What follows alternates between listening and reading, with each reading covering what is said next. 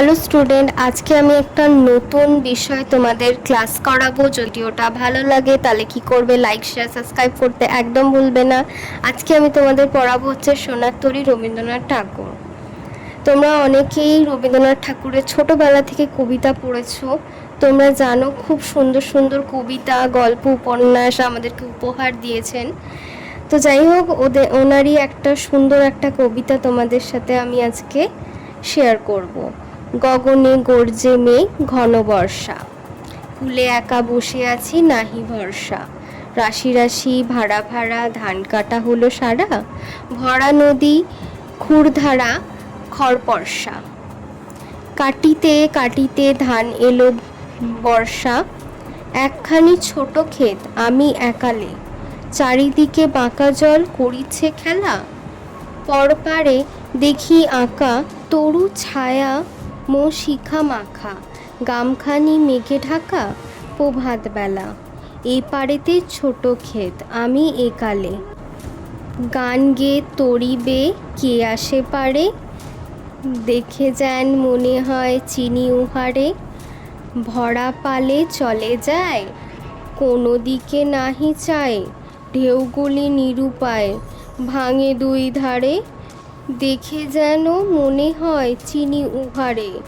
ওগো তুমি কোথা যাও কোন বিদেশে, বারেক ভিড়াও তরি কুলিতে এসে, যেও যেথা যেতে যাও, যারে খুশি তারে দাও, শুধু তুমি নিয়ে যাও ক্ষণিক হেসে, আমার সোনার ধান কুলিতে এসে, যত চাও তত লও, তরণী পরে আর আছে আর নাই, দিয়েছি ভরে, এতকাল নদী কূলে যাহা লয় ছিনু ভুলে, সকলই দিলাম তুলে থরে বিথরে, এখন আমারে লহ করুণা করে, ঠাই নাই ছোট সে তরি, আমার সোনার ধানে গিয়েছে ভরি। এটা কিন্তু ইম্পর্টেন্ট লাইন।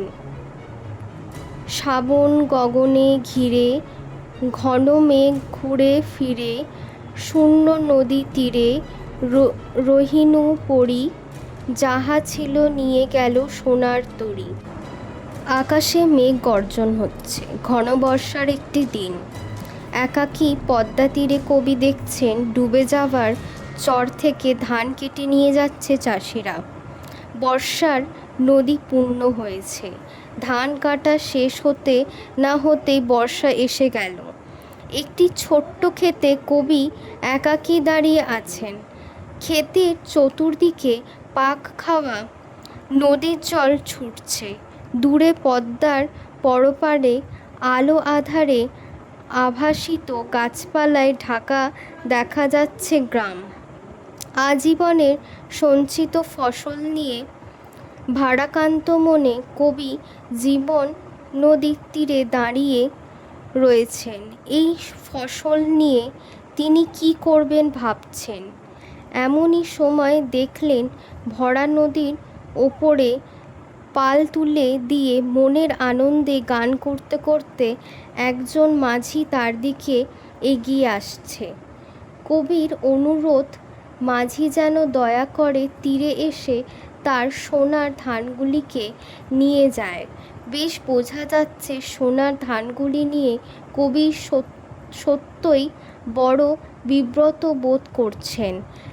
এখন নৌকায় সেগুলি বোঝাই করে দিতে পারলেই তিনি হালকা হয়ে যাবেন।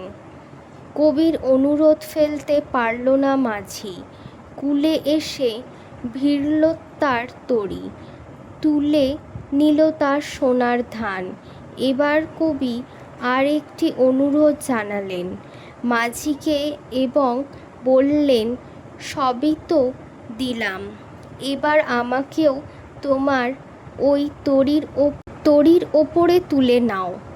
কিন্তু তরুণীর মাঝি বড়ই নিষ্ঠুর। সে কবির ফসলগুলিকে কত আগ্রহের সঙ্গেই না তুলে নিলে, কিন্তু কবি প্রার্থনায় কর্ণপাত করল না। কবি দুঃখের সঙ্গে ভাবেন সংসার তরুণীর মাঝিরূপী মহাকাল কতই না উদাসীন।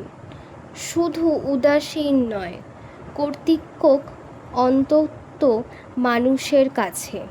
যদি তোমাদের ক্লাসটা ভালো লেগে থাকে তাহলে অবশ্যই অনলাইন আর অফলাইন ক্লাস করার জন্য স্ক্রিনে দেয়া জিমেলটার সাথে তোমরা কন্ট্যাক্ট করতে পারো।